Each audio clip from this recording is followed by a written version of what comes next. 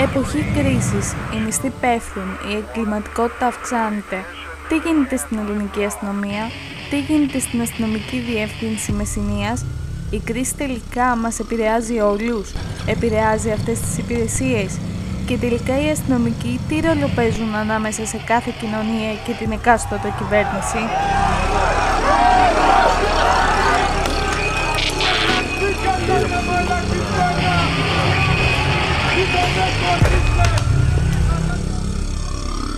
Σήμερα, 20 Φεβρουαρίου, βρισκόμαστε στην Αστυνομική Διεύθυνση Μεσσηνίας για την ηλεκτρονική εφημερίδα Fare News.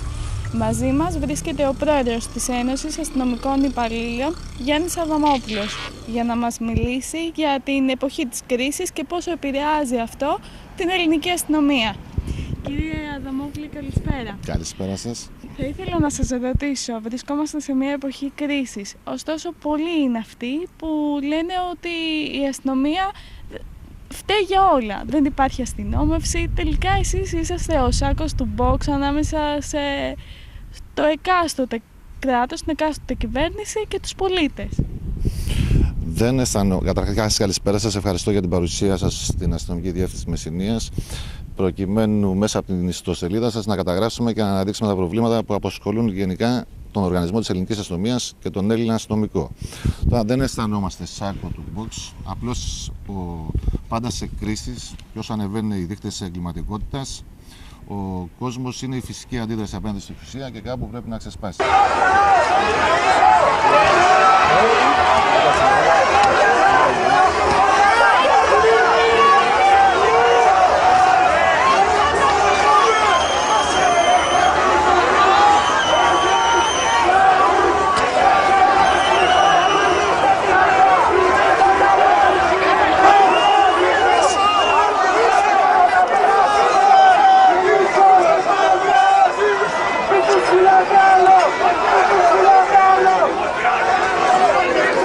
Δεν τον αισθανόμαστε στο σάκο του box. Προσπαθούμε να κάνουμε τη δουλειά μας παρόλο τις περικοπές που έχουμε, όχι μόνο στα οικονομικά τα δικά μας, αλλά και στα τεχνικά μέσα.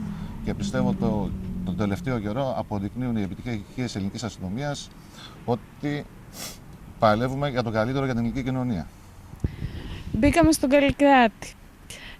Θα ήθελα να ρωτήσω, ακούγεται ότι κάποια τμήματα θα κλείσουν. Τι πρόκειται να γίνει?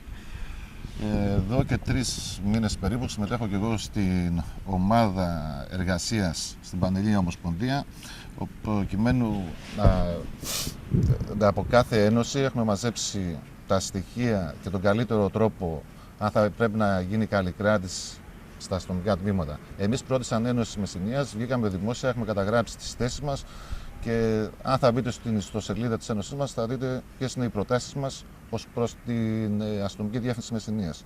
Και να επαναλάβω εντάχει ότι σε κάθε Δήμο πρέπει να υπάρχει αστυνομικό τμήμα το οποίο θα είναι πλήρης επανδρωμένο και με αυξημένες οργανικές θέσεις. Έχουμε προτείνει να δημιουργηθεί τμήμα ασφαλείας στην περιοχή της Τριφυλίας, διότι είναι ένα μεγάλο κομμάτι του νομού και σε μακρινή απόσταση από την έδρα της Αστυνομικής Διεύθυνσης. Και όπως και πανελλαδικώς, οι δείκτες εγκληματικότητας ποιοτικοί και ποσοτικοί μας οδηγούν σε αυτή την κατεύθυνση προκειμένου να ιδρυθεί και τμήμα ασφαλείας στην Τριφυλία. Μιλάτε για οργανικές θέσεις. Μπορούν να καλυφθούν οι οργανικές θέσεις που υπολείπονται από τη Μεσσηνία? Μιλάμε για ένα μεγάλο ποσοστό. Έχετε κάνει δηλώσεις κατά καιρούς και εσείς και οι προηγούμενοι πρόεδροι. Τι ποσοστό είναι αυτό και αν μπορεί να καλυφθεί? Όπως στις περισσότερες αστυνομικές διευθύνσεις υπάρχουν αρκετές οργανικές θέσεις οι οποίες δεν είναι καλυμμένες. Τώρα στη δικιά μας αστυνομική διεύθυνση Μεσσηνίας έχουμε ένα ποσοστό αυτή τη στιγμή 22 με 24% μείον από τις οργανικές θέσεις. Μπορείτε να καλύψετε τις ανάγκες που υπάρχουν? Σε γενικές γραμμές σημαίνει ότι τουλάχιστον υπολείπονται, να μπω ακριβώς στον αριθμό των 100 και αστυνομικών, τις ανάγκες. Προσπαθούμε, όπως βλέπετε και εσείς, μέρα νύχτα να ανταπεξέλθουμε για το καλύτερο για τον Έλληνα πολίτη.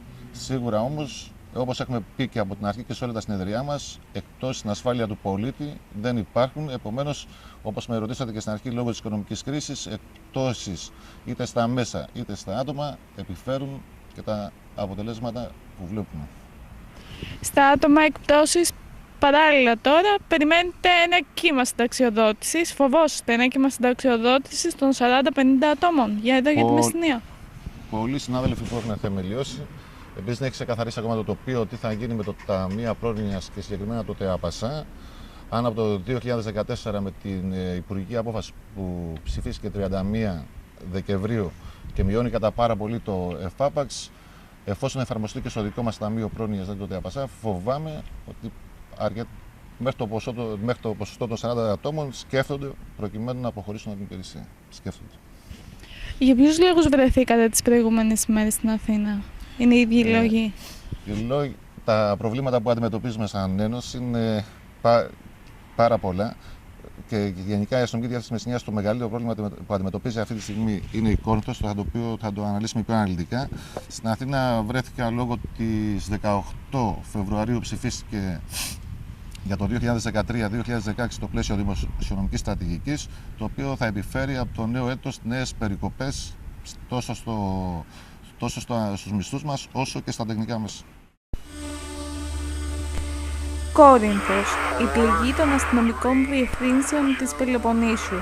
Καθημερινά αστυνομικοί υπηρετούν στο νεοσύστατο κέντρο κράτησης μεταναστών, φεύγοντας από τις υπηρεσίες τους. Κυρία Αδαμόπουλε, Κόρινθος σημαίνει αιμορραγία για εσάς? Σημαίνει τεράστιο πρόβλημα για την αστυνομική διεύθυνση Μεσσηνίας και όχι μόνο, και για τους διπλανούς νομούς, τη Λακωνία, την Αρκαδία και την Αργολίδα. Τώρα να πάμε συγκεκριμένα στο δικό μας νομό. Είναι τεράστια αιμορραγία και θα σας εξηγήσω το γιατί. Από τέλος Αυγούστου που δημιουργήθηκε το κέντρο κράτησης ως κέντρο κράτησης λαθρομεταναστών στην Κόρινθο, μέσον όρο μετακινούνται 10 αστυνομικοί σε καθημερινή βάση την ημέρα στην Κόρινθο. Βάλτε 6 μήνες, είναι 1.800 μετακινήσεις. Και τι συνεπάγεται αυτό? Ότι οι συνάδελφοι που μετακινούνται θέλουν τουλάχιστον 2 ώρες να πάνε και 2 να γυρίσουν. Δηλαδή, έχουμε στην ουσία είναι 1,5 ημέρα η μετακίνηση. Δηλαδή, στις 1.800 μετακινήσεις, αν θα βάλουμε και τις μισές, φτάνουμε 2.500 μετακινήσεις. Σκεφτείτε τώρα 2.500 αυτοί οι άνθρωποι να είχαν εκτελέσει υπηρεσία στον νόμο μας. Είτε στη Μεσίνη που είχε προβλήματα, είτε στον ευρύτερο νόμο. Και πέρα από όλα αυτά, έχω να πω ότι οι συνάδελφοι έχουν φτάσει στα ωριά τους. Δεν γίνεται το να σηκώνεσαι 4 η ώρα το πρωί, μην πω πιο μπροστά από τις 3.30 μέχρι να ετοιμαστείς να πας στην Κόρινθο να εκτελέσεις υπηρεσία και να γυρίσεις αργά το απόγευμα. Είχαμε κάνει αλλεπάλληλα διαβήματα τόσο και μέσα από την Ομοσπονδία και σαν προέδρη της Πελοποννήσου. Συναντήθηκα 2 φορές με τον κύριο Αρχηγό. Την πρώτη φορά μας υποσχέθηκε ότι τέλος Δεκεμβρίου θα λυθεί το πρόβλημα. Μείναμε στην υπόσχεση. Ξανασυναντήθηκα μαζί του, μας είπε τέλος Ιανουαρίου, αρχές Φεβρουαρίου. Προχτές, από ό,τι όμως δουλεύουμε, δεν έχει λυθεί ακόμα το πρόβλημα και πιστεύω θα κάνουμε ό,τι περνάει από το χέρι μας και στο μέτρο του δυνατού να το λύσουμε, γιατί πέρα από ότι οι συνάδελφοι έχουν ταλαιπωρηθεί, είναι η οικονομική κρίση, τα έξοδα είναι πάρα πολλά και έχουν φτάσει στα ωριά τους. Και πιστεύω να μας καταλάβουν όλοι. Υπάρχει κάποια άλλη απόφαση, σας έχουν ενημερώσει αν πρόκειται να σταματήσει?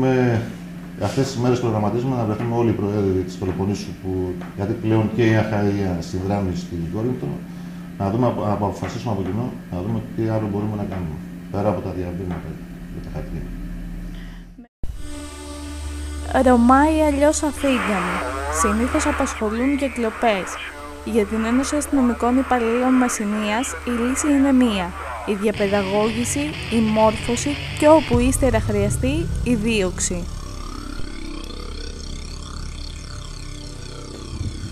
Δεν είναι μόνο οι Ρωμά οι μοναδικοί που έχουν αυξημένες αυξητικές τάσεις ως προς τις κλοπές. Όπως αν έχετε παρατηρήσει το τελευταίο δίμηνο, ήταν 2 για μένα εγκληματικές οργανώσεις που ήταν αλλοδαποί, είτε Ρουμάνοι είτε Αλβανοί, που συσκευάζανε κιόλας τα αγροτημία, αλλά μέχρι στην Αλβανία. Επομένως δεν μπορούμε να στοχοποιήσουμε μόνο μια ομάδα. Σίγουρα υπάρχει θέμα. Υπάρχει θέμα με τους Ρωμά, όπως σε όλη την Ελλάδα. Και λόγω της οικονομικής κρίσης, από ό,τι βλέπουμε, αυξάνει γενικά η παραβατικότητα.